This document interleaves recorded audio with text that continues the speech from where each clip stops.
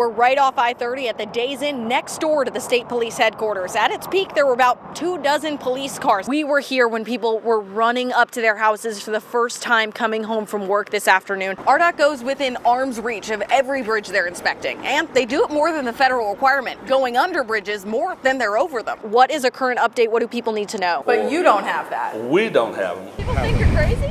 Some people do. The foster care program in Arkansas is already overwhelmed. Now there's going to be more babies. What happens next? Are you concerned with Kavanaugh's temperament at all? I know some Democrats have expressed concern with Kavanaugh's temperament and drinking. The core issue surrounds prison beds and prison space here, and the debate between who has the final say, the governor or the Board of Corrections. They have just called the race. Sarah Huckabee Sanders will be the next governor for Arkansas. Larry Billings' family is offering a $15,000 reward to anyone with information. They want to take a closer look at the metal plates involved in the construction along I-30 in Benton. So you want to That was another explosion. So we're hearing it all over here. They're not sure if it's from Budweiser, the recycling plant. We wanted to show you the news, how millions of others are viewing it in TikTok form, the format that experts say could impact a generation on everything from mental health to national security. Everyone here in red and orange has unreliable internet connections. And while some grants are already in place to improve broadband, the state says $1 billion is a game changer. The only thing it does affect are mechanical pumps that still make up about 10% of gas pumps across the state. While they're saying it's not in control right now, they're expecting these parts to kind of burn themselves out. Thank you for joining us tonight at 6. I'm Sarah Horbacewicz here with meteorologist Simone Thomas, both overjoyed to be out here. In the last hour, we've learned that nearly a dozen Little Rock shootings in the last 24 hours could all be connected. Here's Sarah Horbacewicz from our CBS affiliate KTHV in Little Rock, Arkansas. Kingsland, Arkansas, the birthplace of Johnny Cash, only has about 300 people who are all talking about one thing. That's the biggest news in Kingsland. Have you ever seen something like this before? Nope. Somebody shot the water tower. Last week, someone shot the tower, springing a small leak that's causing big problems. Well, we're losing about 30,000 gallons of water per day. Costing the town about $200 each day. You kind of run on a tighter budget in small towns like this because it's really all you got to work with, and things like this can set you back a little bit. And while Mayor Neal is frustrated, he's also pretty impressed. Just the placement of like where it was at, I mean, you could tell it was people just doing it to be funny. And That was a good shot. A really good shot. While the water tower itself is a pretty big target, it appears that this shooter set his sights on something a little more specific. It looks like he's peeing. But it certainly walks the line between comedy and vandalism. It's a terrible thing, don't get me wrong, but... Do you think it's funny at all? Well, it has to be a little bit. And would you believe... Not the first time this happened. It happened in 1993. Even though the town spent $300,000 in repairs less than a year ago, they'll have to go through the process again. We'll have to drain 50,000 gallons of water out of the tank. We'll have to run the city off of line pressure. And despite some discoloration, the water still is and will continue to be safe to drink. For CBS News, I'm Sarah Horbacewicz in Kingsland, Arkansas. Among about 100 other families. He's got hair on his ears. 7-week-old baby August has lived at Big Country Chateau Apartments in Little Rock his whole life. You can hear him, the congestion, and he'll be drinking his bottle and then have to choke, because he's got so much stuff going on. So his mom, Amy Black, took him to the doctor. That's what his pediatrician told us, was that it was, due to mold indoors. Residents say they're used to issues with mold and bugs, but when the water and electricity companies told residents they had a few weeks before shutoff, the city stepped in, finishing its investigation today. Do you think this apartment complex is going to be shut down? Do you think it'll be condemned? Not based off the information that I received from the fire marshal and the building codes official. But the city says individual apartment violations will still need to be fixed, referencing an estimated 9 out of 11 buildings with gas lines not up to code. For life safety items, you have 7 days to get those corrected. Non-life safety items, you have 30 days to get those corrected. If things aren't fixed on time, management can get fined. But if water and electricity shut off next month, typically, then we will have to evacuate tenants out of that property. Little Rock has already prepared $50,000 for temporary hotel relocations if needed, as management says owners are working to pay the power bill and cut a deal with the water company. We've held up our end of the bargain as tenants. We pay our rent. our utilities are included in our rent, so I had no idea that this was coming. But owners have more to worry about than just Big Country. They own at least 3 other properties in Arkansas and at least 2 others across the country, some of them facing similar shutoff concerns, but most under different names. They have a whole maze of limited liability corporations. Arkansas Renters United is now trying to connect the dots and tenants in need across the country, hoping for a solution. We're talking to different organizations across the city to see if they can come in and help. While many residents here struggle to afford a solution of their own, with less than 30 days before possible shutoff. We just want a safe place to raise our kids. I mean, I don't feel like it's too much to ask, but lately it seems like it's an insurmountable task, you know. Management told me that one of their problems is residents not paying their rent on time. But some residents are telling me they're holding off on paying until they know for sure if they're going to have water and electricity next month.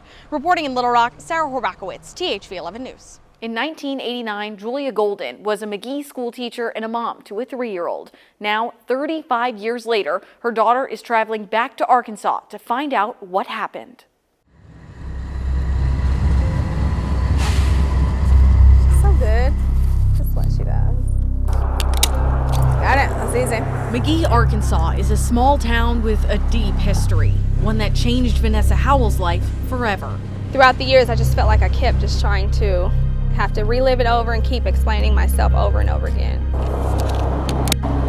Is that 2 right here? This is the first time she's gone back in 35 years, hanging up flyers of her mom, Julia Golden, killed in 1989 when Vanessa was just 3. Now, she's hoping someone comes forward to help solve this cold case. Why come back to Arkansas? Why keep searching through all these documents? Just because my family doesn't know what happened, they were very fearful. So I've always searched, I've never made that jump to come back here. So I just thought, you know, it's time. For Vanessa, it's a journey of justice. She wasn't at my wedding. She didn't get to see her grandkids. And to leave a 3-year-old little girl to find her mother. I mean, I just think that just has to be a pretty evil person. Her search for closure, not just bringing Vanessa to McGee. So this is my first time being back and being this close to what happened. But to the doorstep of her childhood home, the last place she saw her mom alive. She's killed, murdered right here, on the other side right here. I think that that's the part for me that is most troubling, is that a crime scene of that magnitude, no one saw anything. When everyone was so close. When everyone was so close. Julia Golden was killed here on September 24th, 1989. At just 3 years old, Vanessa woke up to find her. So I ran over there and I said, "Mommy, Mommy, wake up." She ran to a neighbor's who called 911. She had been stabbed repeatedly. Her throat had been slashed. Clothes were ripped off of her.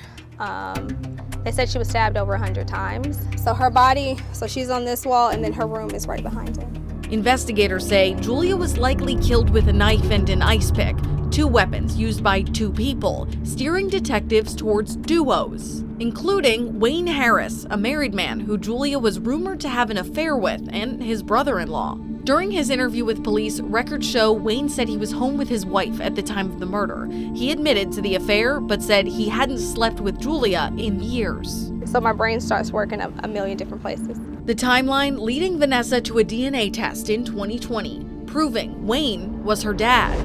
It also brought together some different stories and things that I heard. Police never arrested Harris for anything in connection with the case, and he was never charged with a crime. But court records show there was another pair of suspects, Julia's co-worker Annette Thomas and her girlfriend Jody Matthews. It was said that there were 2 women that questioned my mother if she was involved romantically with someone else, with one of them. Court documents show the state believed Jody was jealous of Annette's friendship with Julia, bringing them to her apartment that night. The McGee Times reports during the trial, a detective claimed Annette confessed to watching Jody stab Julia, an alleged confession that Annette later recanted. None of it was tape recorded.